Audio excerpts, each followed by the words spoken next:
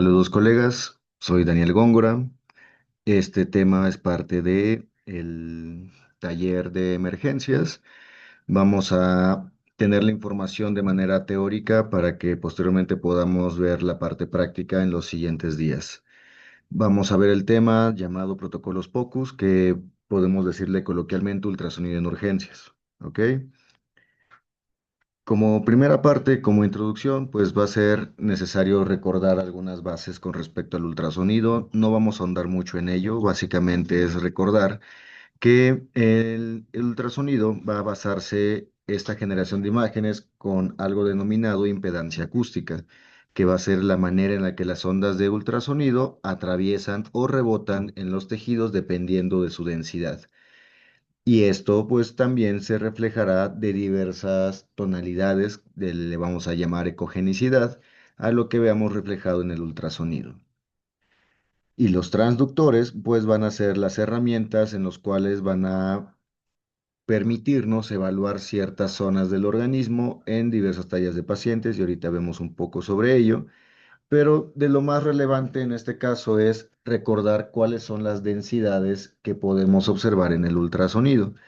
Dependiendo de la imagen que nosotros veamos, en su mayoría vamos a ver escalas de grises y va a ser necesario determinar que siempre tengamos una noción de qué es lo que estamos viendo a partir de la densidad. En este caso, lo que hay que recordar es que cuando hablamos de anecoico, que es completamente negro, hablamos de una característica líquida, que puede ser sangre, orina o trasudados. Si nos vamos al otro extremo, que es hiperecoico, que es completamente blanco, hablamos del aire o el hueso o metal en algunos casos, por ejemplo, la punta de una aguja al realizar una punción. Los las escalas de grises intermedias van a conocerse como ecoico, hipoecoico o hiperecoico con respecto a qué nos referimos. Pueden haber órganos más hipoecoicos en comparación con otros que son hiperecoicos o si son de la misma densidad se conocerían como isoecoicos. Un ejemplo común sería en un ultrasonido de abdomen cuando mencionamos que el vaso es hiperecoico a comparación del hígado y el hígado es hiperecoico a comparación del riñón, por decirlo de alguna manera, el riñón es hipoecoico en comparación con el hígado. Algo por el estilo para que nosotros podamos ir relacionando estas densidades. Con respecto a los transductores, sabemos que hay de varios tipos. Normalmente en veterinaria utilizamos el microconvexo, que se recomienda más en estudios en pacientes un poco de talla más grande, que nos permiten ver con mayor facilidad o con mayor profundidad, pero con menor definición. Tenemos el lineal que normalmente lo utilizamos en pacientes pequeños, nos permite ver con mucha definición, pero con poca distancia, con poca profundidad, y el sectorial que nos permite la evaluación de órganos en movimiento, normalmente enfocado a corazón. Ahora, una vez que ya tenemos una noción base de qué es lo que vamos a utilizar para realizar el ultrasonido, tenemos que contemplar lo que podemos llegar a ver, que en este caso son los artefactos. Los artefactos van a ser aquellas imágenes que, entre comillas, no existen o son incoherentes, pero que el equipo va a relacionarlas bajo ciertas circunstancias. Por ejemplo, el contacto con aire y agua, que tengamos alguna zona en particular con una densidad o reacción diferente. Y esto pues básicamente nos va a ayudar a saber si estamos donde creemos que estamos o si hay alguna anormalidad. Vamos a ver los artefactos que podemos llegar a encontrar en muchas situaciones y uno de ellos muy común se llama sombra acústica. Y esto va a ocurrir cuando la onda de sonido choca con la interfase reflectante de algo que le impide seguir. Normalmente esto lo vamos a ver de manera de sombra como tal y suele verse en objetos sólidos, minerales, piedras, por ejemplo, en un cuerpo extraño, urolitos, como en el caso de este ejemplo que es la vejiga, y vemos que está aquí una estructura hiperecoica que no permite el paso y vemos una sombra negra, ¿no? Esto básicamente es la sombra acústica. Tenemos otro llamado refuerzo posterior que va a ocurrir cuando la onda atraviesa un medio sin interfaces en su interior, o sea que tengamos un contenido líquido que permita que las ondas de ultrasonido pasen libremente. Y una vez que esto sucede en la región de abajo de esta estructura, en la región ventral, por así decirlo, vamos a ver que tenemos una porción más hiperecoica, a ver, más blanco. Esto es lo que denominamos como refuerzo posterior. O sea, si vemos, está más blanquito aquí abajo que arriba, ¿no? Y ese es el refuerzo posterior y ocurre en cualquier estructura con líquido. En este caso, por ejemplo, es un útero de una paciente con piómetra, pero puede ocurrir en intestino, en quistes, en algunos órganos como el riñón o inclusive en abscesos. Tenemos también la denominada imagen de espejo, y esta se va a producir cuando el reflejo entre una estructura, en el reflejo de una estructura y una interfaz curva grande, que básicamente esto solamente lo veremos en la región del diafragma y el hígado. El diafragma es la estructura curva grande y el hígado es la estructura firme o la estructura con un tejido que al contacto con el aire puede reflejarse. Normalmente lo veremos de esta manera. Aquí está el hígado con la vesícula biliar y de este lado tal cual se ve el reflejo de la vesícula biliar y el hígado. Y es muy importante que nosotros determinemos si esta imagen es real o no, porque como veremos en la sección de pulmón, hay condiciones que pueden asemejar esta imagen. Con respecto a la reverberancia, va a suceder cuando se atraviesen diversas interfaces, hablando de sólido con gas, gas con líquido, y esto puede aparecer tanto en abdomen como en tórax. Y básicamente lo que nosotros vamos a ver son como unas luces, como hacia abajo, como en este caso, y estas van a ser muy importantes, por ejemplo, para explicar el síndrome intersticial alveolar en pacientes con edema pulmonar, por ejemplo. Ahora, ya que tenemos un poco de noción de los artefactos, hay que contemplar lo que denominamos como protocolos POCUS.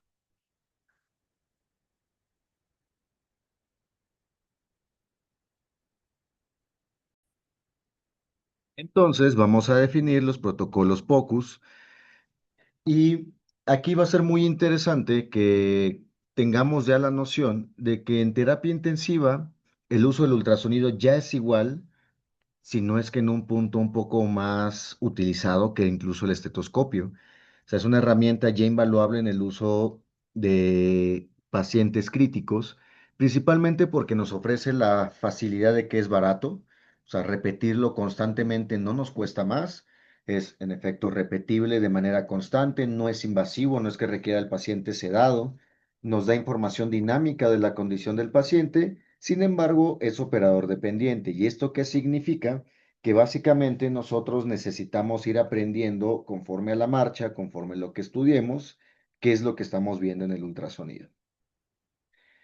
Para eso hay varios textos para basarnos. La realidad es que todas son buenas fuentes. Aquí vamos a ver un resumen de esto, pero se extiende muchísimo más y vale la pena que podamos ahondar en algún momento. Como historia, básicamente lo que nosotros vamos a contemplar desde veterinaria es que desde 1999 el doctor Soren Boysen inició esta dinámica de realizar estos protocolos traspolados de humanos adaptados a veterinaria, que es el FAST. El FAST básicamente tiene como objetivo la detección de líquido libre y neumotórax. Vamos a ver sus apartados en este momento.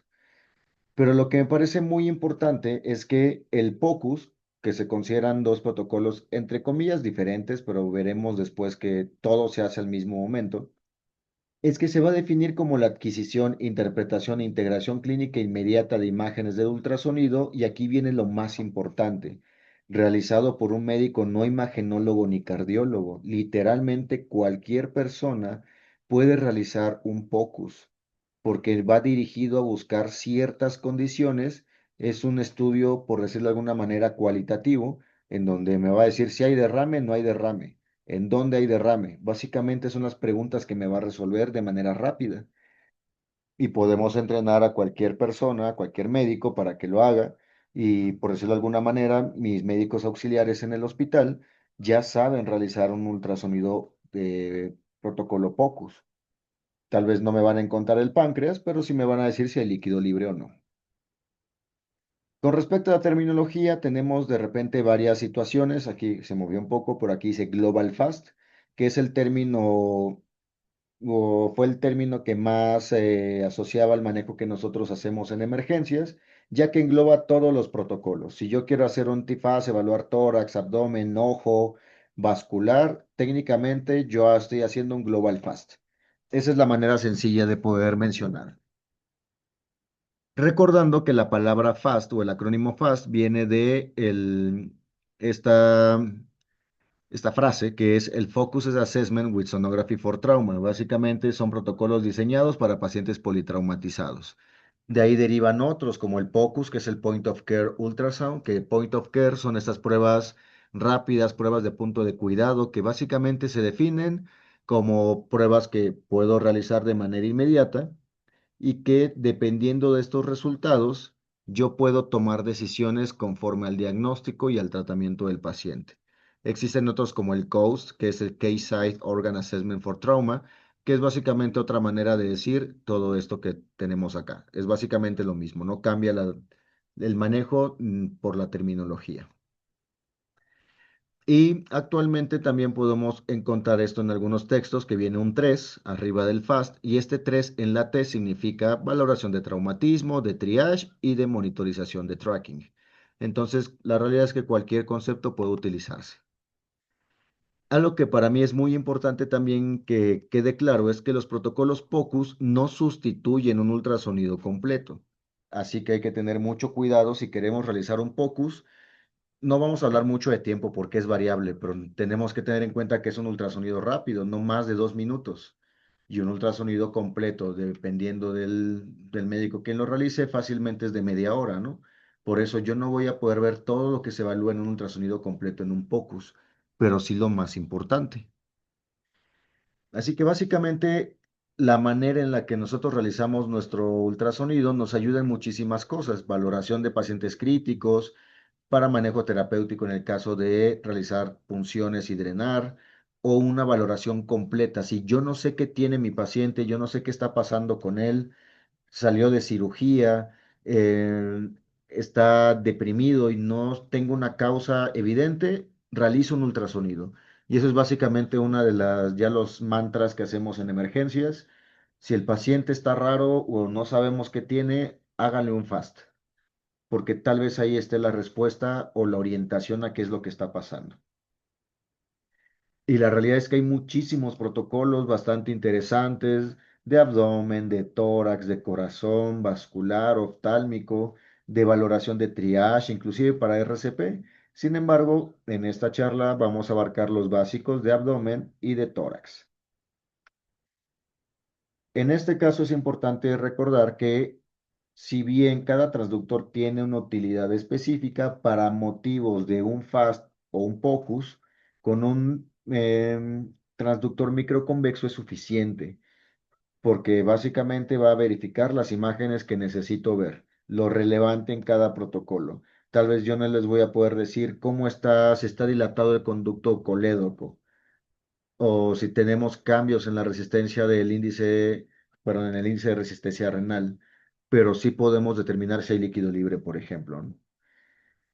Algo que también va a ser importante es que no necesariamente hay que rasurar al paciente a diferencia de un ultrasonido completo. Sin embargo, si son de pelo largo, sí tendremos que hacerlo. Si es de pelo muy durito y no permite ver las imágenes, lo que podemos hacer antes de rasurar es mojar con alcohol, protegiendo el transductor, ya sea con un guante, con una funda especial o inclusive con un condón, con un poco de gel transductor de gel de ultrasonido dentro para que podamos evaluar las imágenes sin dañar el transductor. Ahora, con respecto a la parte de abdomen, vamos a tener dos protocolos como tal, aunque recuerden que aquí de manera práctica lo veremos por separado, pero la realidad es que nosotros vamos a hacerlos en el mismo momento. O sea, todo se va a evaluar al mismo tiempo. Vamos a ver el AFAST y el POCUS abdominal. El primero, que es el AFAST, básicamente es la valoración del abdomen para paciente con trauma. Y el objetivo puntual va a ser la detección del líquido libre abdominal. Inicialmente nosotros contamos con 4 puntos, que es el hepatodiafragmático, el hepatorrenal umbilical, el espleno-renal y el cistocólico. Ya de manera reciente se ha anexado, entre comillas, un quinto, que es el umbilical, normalmente para pacientes grandes, pacientes que de manera más complicada es difícil evaluar todo el abdomen, los puntos del abdomen, sin que evaluemos la parte del medio. Ahorita lo vamos a ver. ¿Por qué es importante realizarlo? Porque en pacientes politraumatizados inestables, y con esto hablamos pacientes con signos de choque, la presencia de líquido libre puede ser mayor a un 75%, a diferencia de un no traumatizado que puede ser menor de 10. Entonces hay que tener mucho cuidado en estas situaciones porque nuestro objetivo principal será la detección de líquido libre, pensando en sangrado, en hemoabdomen. ¿Qué posición podemos utilizar? Básicamente tenemos varias maneras. Podemos utilizar el esternal, el lateral, en cuadripedestación o ventral. Todo dependerá de la posición que tolere el paciente. De manera convencional, lo ideal es realizarlo en decúbito lateral. Y lo que nosotros realizamos es iniciar en el punto hepatodiafragmático e ir en el orden de las manecillas del reloj, evaluando cada punto. Normalmente se solicita que sean unos 10 a 15 segundos para verificar en estas ventanas, movilizar hacia enfrente, hacia atrás, abanicar, para detectar este líquido libre y tener una visión general. Sin embargo, en cada punto técnicamente podemos evaluar los órganos que están cercanos. En el hepatodiafragmático, el diafragma, el hígado, la vesícula biliar, la vena cava caudal, el espacio pleural, pericárdico y contracción del corazón. En el hepatorrenal umbilical, que es del lado derecho, el lóbulo caudal derecho, el riñón derecho e intestino, principalmente delgado en duodeno. El esplenorrenal, que es el lado izquierdo, básicamente vamos a valorar el vaso, el riñón izquierdo, los intestinos. En la región umbilical, donde está la cicatriz umbilical, podemos evaluar intestinos y vaso. Y en la región cistocólica, verificar el tamaño de la vejiga completa, el ápice de la vejiga, próstata si es macho o útero si es hembra, si presenta contenido y la valoración del colon. Cada punto de esto, cada órgano en particular, tiene una valoración más íntegra. Sin embargo, esto lo veremos en otra charla. ¿Qué pasa si yo realizo mi ultrasonido y veo estas imágenes? Tengo separación de los órganos, ¿no? Y tengo separación por algo aparentemente anecoico. Y por eso cada punto se llama de esta manera, porque vemos la separación de la vejiga y el colon, la separación del diafragma y el hígado, la separación del vaso y el riñón. Y si nos damos cuenta, cada una de estas imágenes tiene una densidad diferente. En uno se ve muy negro, por ejemplo aquí, que si somos observadores también aquí vemos que hay líquido, ya lo veremos después. Y mucho de esto dependerá de la situación. Y por ejemplo, cuando yo tengo imágenes como esta, donde el líquido se ve aparentemente turbio, tengo que sospechar que no sea hemoabdomen. Por eso siempre hay que puncionar el líquido una vez que se detecta. Porque con base en esto yo tomo decisiones. Porque si no es hemoabdomen, tengo que buscar causas. Pero si yo no sé qué es ese líquido, yo no voy a poder realizar un manejo adecuado. Suponiendo que nuestro paciente tiene hemoabdomen, porque es para la valoración que vamos a utilizar este protocolo, vamos a realizar algo llamado Abdominal Fluid Score. Esta calificación o esta gradificación nos va a ayudar en pacientes con hemoabdomen a puntuar cada zona que pueda tener líquido libre. ¿A qué nos referimos? Si yo nada más tengo en el hepatodiafragmático, solo tengo un punto.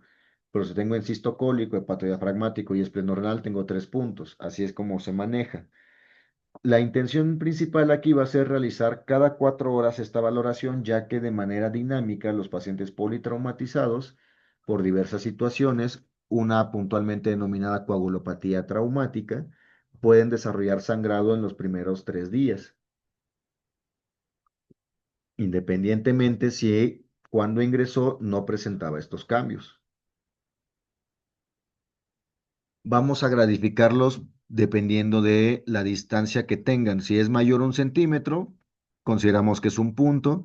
Y si es menos de 1 centímetro, consideramos que es medio punto, ¿no? O aquí lo manejan como positivo fuerte y positivo suave o débil. Hay esquemas en los cuales nos indican que dependiendo de la forma que se genere, dependiendo de los ángulos, se nos puede ayudar mucho, pero la realidad es que yo soy más práctico. Esto se ve mucho, es un punto. Esto se ve poco, es medio punto. Realmente no hay mucho más que hacer ahí. ¿Y para qué nos sirve esto? Para que nosotros podamos clasificar al paciente en si tiene sangrado menor o sangrado mayor, dependiendo de los puntos que tenga líquido. Y aquí, pues esto nos va a ayudar mucho a poder tomar decisiones. Si yo tengo un paciente que ingresó con 4, pero ya disminuyó, pues seguramente esta hemorragia se está controlando y solo requiere monitorización. Pero si tal vez llegó con un punto y a las 4 horas tiene 4, tal vez requiera ya cirugía o inclusive solo manejo de transfusión si el líquido persiste. Esto dependerá mucho de la situación clínica del paciente, porque esto nos indica que la hemorragia sigue exacerbándose. Ahora, con respecto al Point of Care Ultrasound de abdomen, el POCUS abdominal,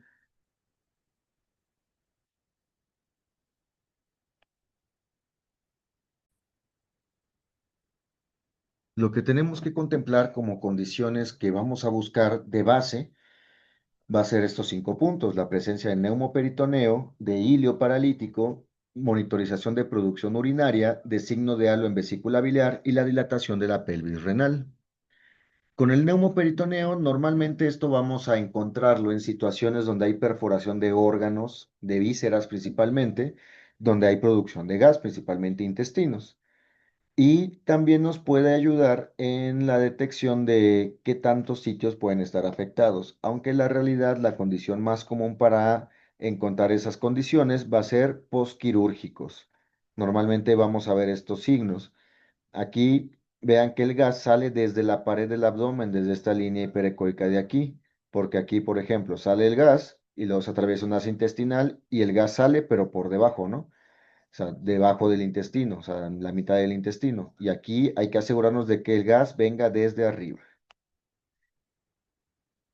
Con respecto a la monitorización de hilio, es muy importante ya que en pacientes posoperatorios lo pueden desarrollar hasta un 25% y en muchos pacientes críticos va a ser una condición común en el cual vamos a valorar los movimientos del intestino y el estómago. Normalmente vamos a contemplar movimientos peristálticos normales de 4 a 5 por minuto. Y en ocasiones también nos funciona para la valoración del estómago si hay mucho contenido gástrico y que requiera algún manejo en particular. Igual esto se monitoriza en diversos puntos del abdomen para verificar que los intestinos en general se muevan. Por ejemplo, ese era un paciente con parvovirus y presentaba hilio paralítico, y esto nos orienta a contemplar si requiere más manejo, si requiere tratamiento específico, reposición de algo más como potasio, por ejemplo. Y en algunas situaciones, pues tendremos esto: el estómago completamente dilatado con contenido que requiera un lavado gástrico o colocación de sonda nasogástrica para descompresión, tal vez. O sea, este hallazgo cambia mi manejo.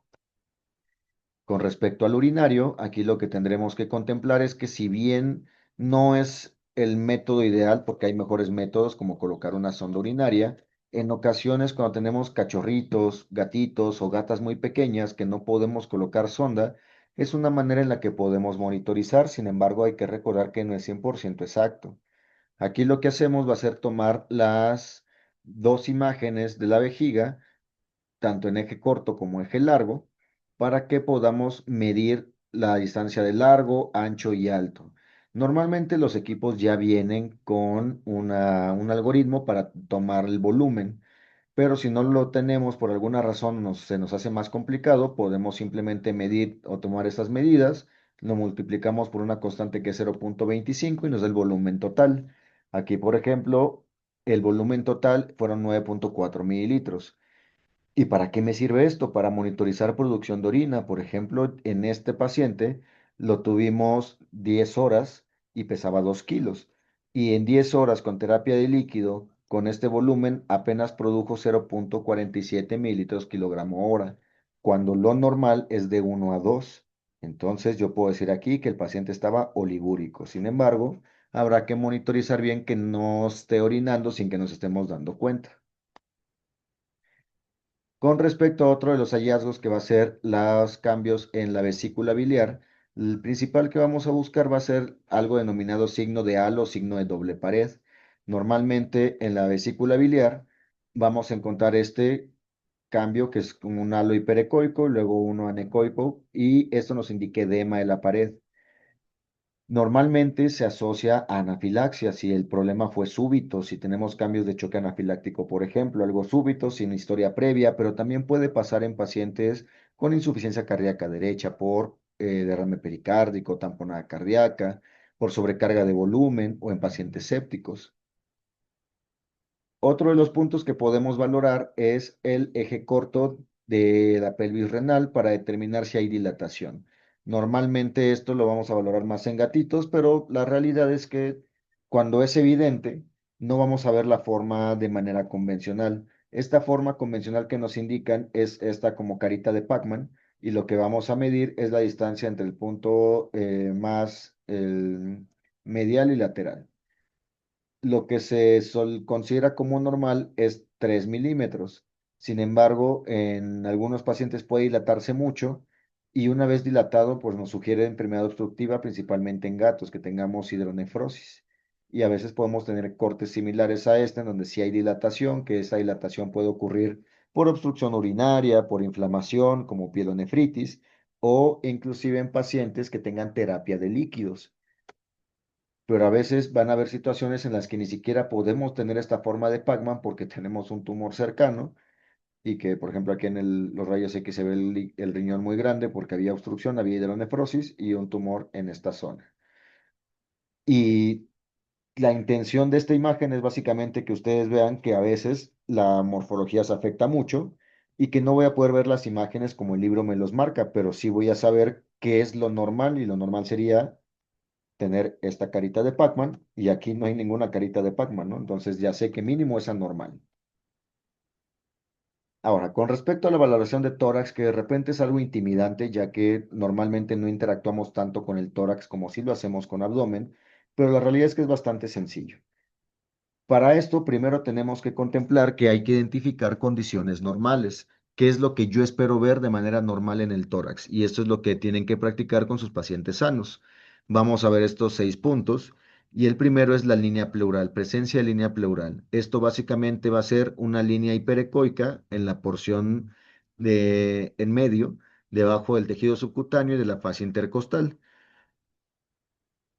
Algo que nos ayuda un poco a diferenciar esta línea pleural es que, según los imagenólogos, se puede ver un signo de murciélago porque pareciera que la parte de las costillas son las alitas, o signo de cocodrilo o de caimán, que el alligator sign, porque se supone que cada costillita es como los ojos del cocodrilo asomándose y aquí está su naricita. La realidad es que aunque ustedes identifiquen esto, la realidad pueden utilizar el modelo que quieran y recuerden algo muy importante, cuando valoramos tórax siempre tenemos que tener esta imagen, dos costillas y el pulmón de en medio y dos de al lado. Así es como lo vamos a valorar. Esto es la línea pleural, esta línea hiperecoica que está aquí y que es importante verificar cómo está, porque otro de los puntos importantes es verificar que se mueva, porque si se mueve significa que no tenemos neumotórax, porque si hay contenido en el espacio pleural, estas dos pleuras que están pegadas, que es la línea pleural o hiperecoico, no se van a mover. Tenemos otro punto llamado línea SA, en el cual se va a generar líneas paralelas a la línea pleural como si se repitiera, y esto pues básicamente nos indica que los pulmones están llenos de aire, o sea, no es algo patológico, dependiendo del equipo a veces se ve y en otras ocasiones no se ve muy bien si no hay también un buen contacto con el transductor y el paciente. Tenemos otro denominado signo de cortina que vamos a evaluar en la región más caudal del tórax para poder identificar en qué momento ya no estamos en tórax y empezamos en abdomen. Por ejemplo, si me voy hacia atrás, veo que está el hígado y se asoma, ¿no? Y esa es una cortina, ese es el signo de cortina, que va a ser básicamente la transición entre el tórax y el abdomen y podemos ver el hígado y el estómago. Y aquí va a ser importante que si no tenemos esta línea curva que se genera porque el hígado pues tiene una forma curva, puede ser causado porque hay derrame pleural o hay consolidación pulmonar y este signo de cortina también nos ayuda a saber qué parte del pulmón no está bien. Igualmente, con un poco más de experticia, podemos llegar a identificar neumotórax con base al signo de cortina. Hay uno denominado pulso pulmonar que es como un mini signo de deslizamiento para verificar si el latido cardíaco se moviliza o se irradia a través del pulmón. O sea, básicamente si se está moviendo, como que está vibrando, porque el corazón lo está movilizando cada vez que late. Si no lo tenemos, aquí básicamente confirmaríamos neumotórax en esta región, sin embargo, pues no es algo que hagamos de manera rutinaria.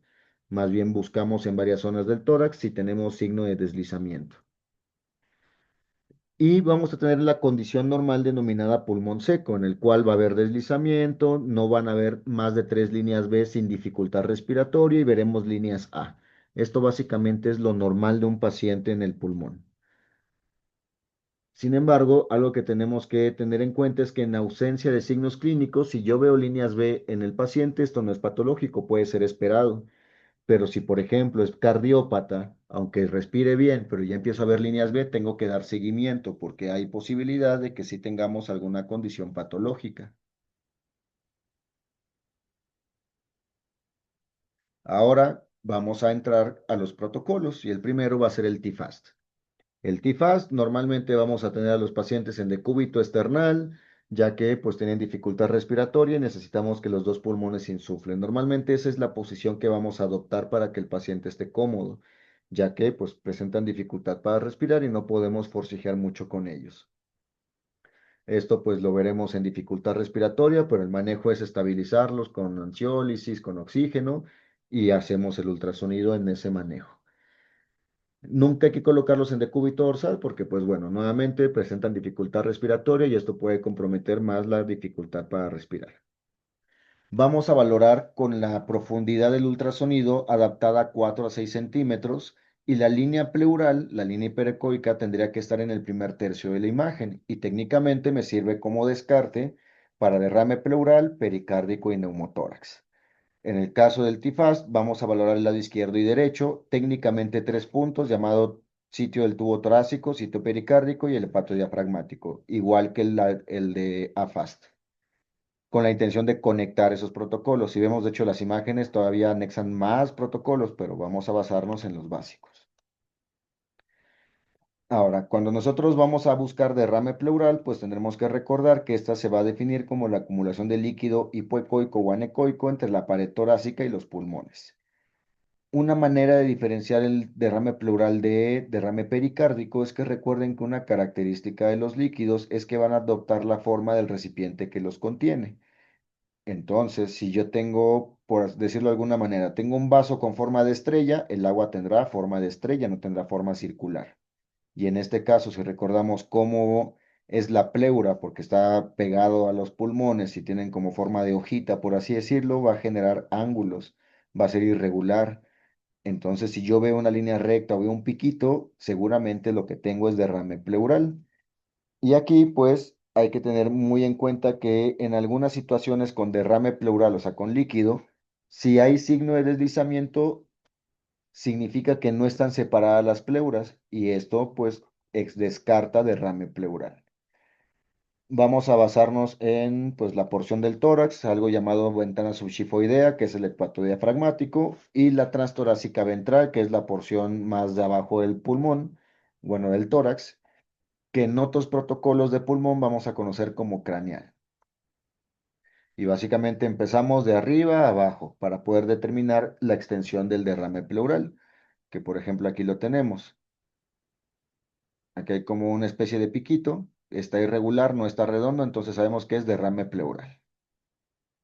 Ahora, con respecto al pericárdico, pues va a ser la acumulación de líquido alrededor del saco pericárdico. En este caso, pues como va a adoptar la forma circular o esférica, pues no van a haber ángulos.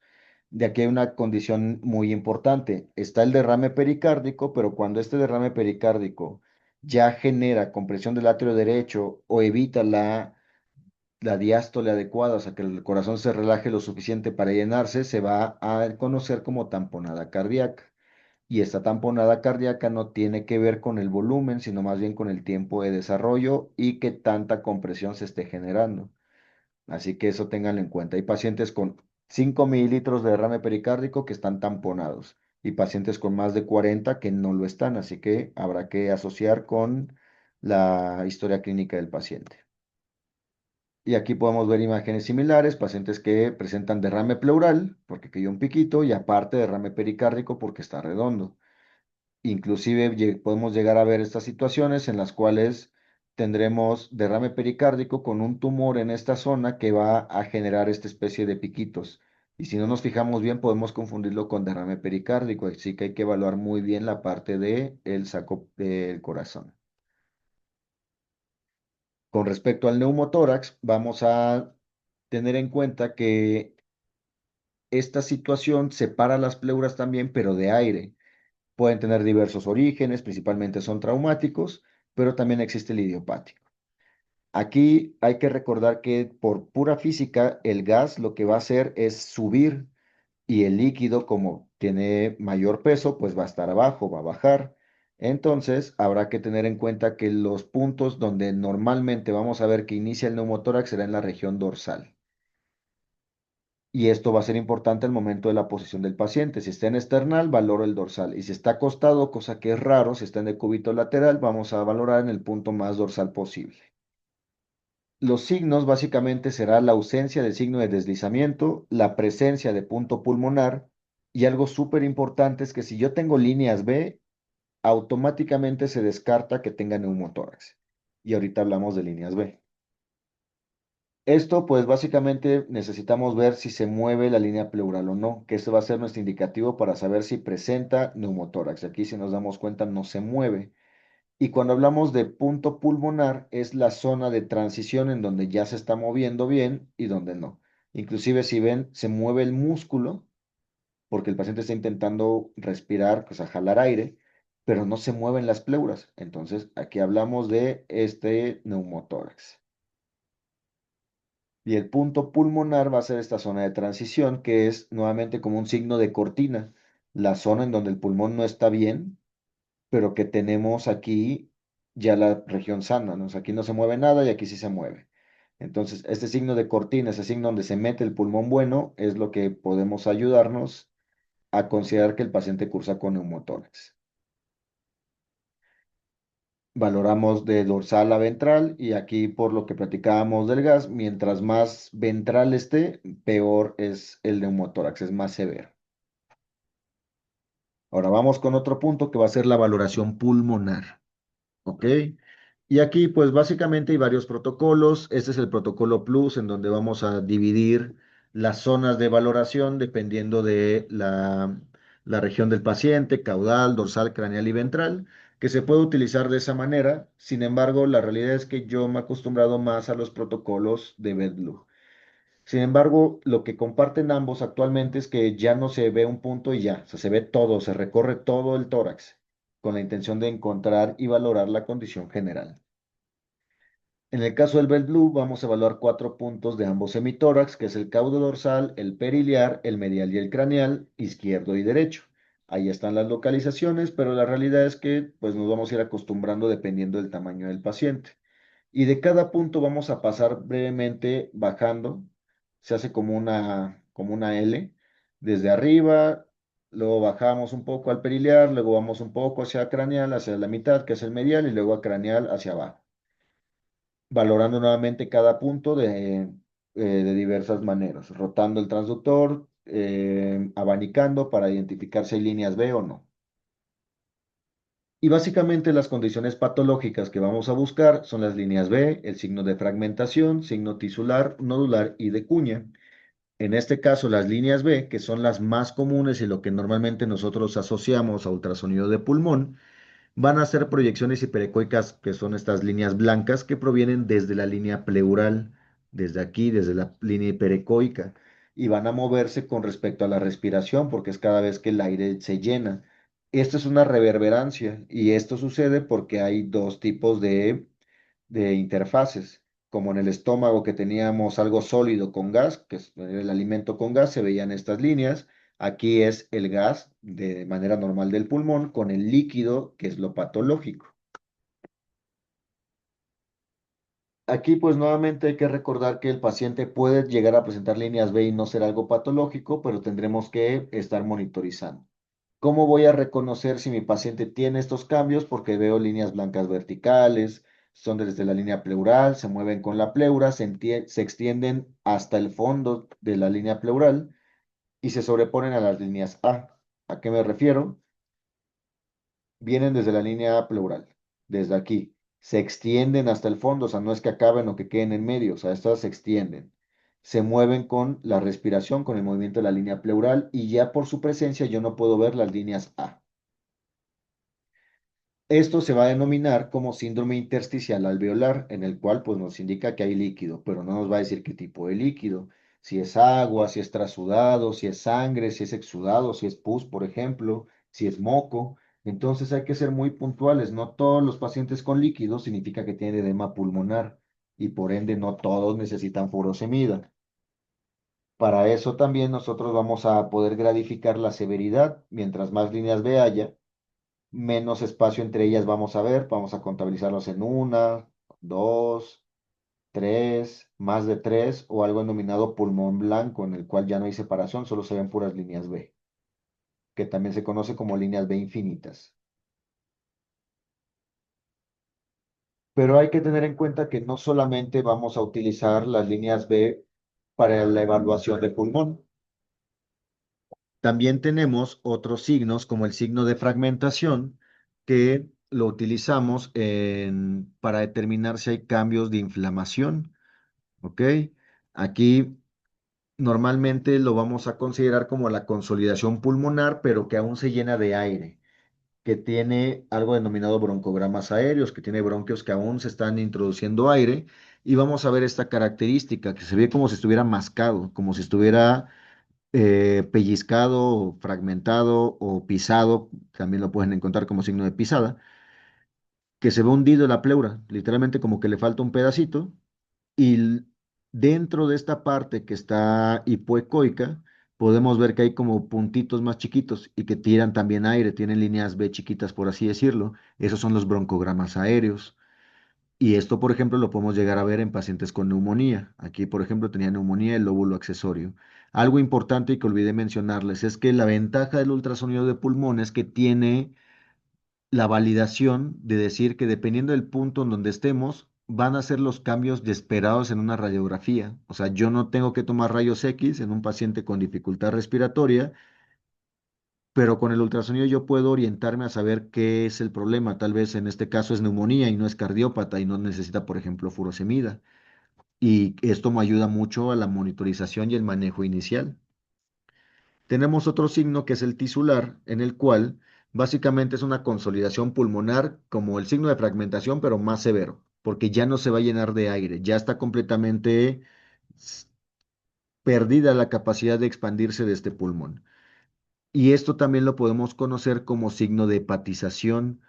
Por ejemplo, aquí está el hígado, que es lo que les decía. Cuando nosotros buscamos o tenemos el artefacto de imagen de espejo, yo necesito descartar netamente que no sea imagen de espejo, porque si no lo es, esto significa que mi pulmón está consolidado. O sea, y si nos damos cuenta que está el hígado y el pulmón y parecen tener la misma densidad. Y si lo corroboro con estudios radiográficos es porque había consolidación del lóbulo caudal. Tenemos otro que es el nodular, en el cual pues básicamente vamos a encontrar estructuras organizadas de forma circular u ovalada, normalmente relacionadas a tumores, principalmente metástasis. Sin embargo, también podemos llegar a tener granulomas o presentar situaciones de, de abscesos que no son comunes, lo más común es que sea neoplásico, pero que nos pueden orientar al manejo o la situación del paciente. En muchas ocasiones los pacientes con metástasis pueden cursar con neumonía porque se modifica la estructura normal y nos podemos llegar a confundir, pero el signo nodular mantiene una forma pues muy específica, muy redondita o circular. Entonces hay que aprender a diferenciarlos de que solo cursen con fragmentación, porque usualmente vienen juntas. Y tenemos el signo de cuña, que básicamente este es un previo al signo de fragmentación que está ligado a zonas de infarto de la superficie pulmonar. Y normalmente esta condición o este signo va a estar acompañado mucho de la sospecha de tromboembolismo pulmonar siempre y cuando mi paciente pues tenga los cambios que sugieran esta situación, ya que recordemos que para el diagnóstico de tromboembolismo pulmonar se requiere el uso de tomografía. Sin embargo, la realidad es que una herramienta importante será la sospecha clínica y posteriormente los hallazgos del ultrasonido. Y, por ejemplo, si tengo un paciente con anemia hemolítica inmunomediada, que es el principal paciente que puede presentar tromboembolismo, un paciente con Cushing, un paciente politraumatizado, un paciente séptico, que sé que pueden tener anomalías de la coagulación, tendría que sospechar de esta situación. La manera en la que lo voy a ver es este tipo de triángulo invertido. pero vean que es como muy recto, no es como el de fragmentación que está como masticado. Aquí se ve bastante recto. Y esto, pues nuevamente, está asociado a infarto. No es común de encontrar en otras zonas que no sean los caudales. Y si tenemos básicamente la suma de sospechas, podemos decir que tiene un tromboembolismo y que con esto ya puede iniciar tratamiento. Ahora, antes de terminar, para mí un punto importante es el registro de la información. Como mínimo, tenemos que colocar los datos del apellido, nombre y raza del paciente, porque necesitamos siempre respaldar todas estas imágenes. Lo que hagamos al ingreso, lo que hagamos de monitorización en hospitalización es súper importante.